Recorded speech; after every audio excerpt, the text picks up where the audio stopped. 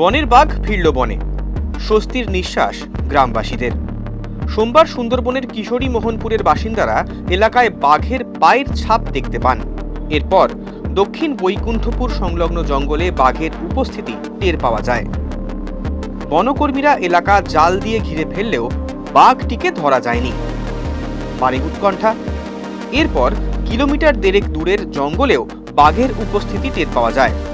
খাঁচা পাতে বন দপ্তর, দেওয়া হয় টোপ। অবশ্য সেই সবের আর প্রয়োজন পড়েনি। নদীতে ভাটা আসতেই বাঘটি নদী পেরিয়ে আজলমারির জঙ্গলে ফিরে যায়। সকালে আমরা সাইন তো পেয়ে গেছিলাম কি রাত্রির মধ্যে ও বেরিয়েছে এখান থেকে, কিন্তু চেকিং না করার পর্যন্ত আমরা কনফার্মেশনটা দিতে পারছিলাম না। তো এখনই গিয়ে তো দুটাই এরিয়াটাগুলো আমরা চেক করে নিয়েছি। তো ফাইনালি আমরা যে রিটার্নের যে বাগমার্কসটা ছিল সেটা আমরা চিহ্নিত করতে পেরেছি। তো ওখানে ওটাই দিয়েই আমরা ফাইনালি কনফার্মেশনটা আমরা পেয়েছি কি ও রিটার্ন করে গেছে জঙ্গলের মধ্যে। বিগত 1 বছরে বার পাঁচেক বাঘ জঙ্গল থেকে লোকালয়ে ঢুকেছে।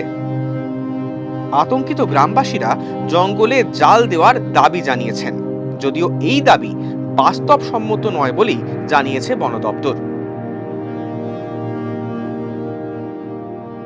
ফলো করুন আনন্দবাজার অনলাইন।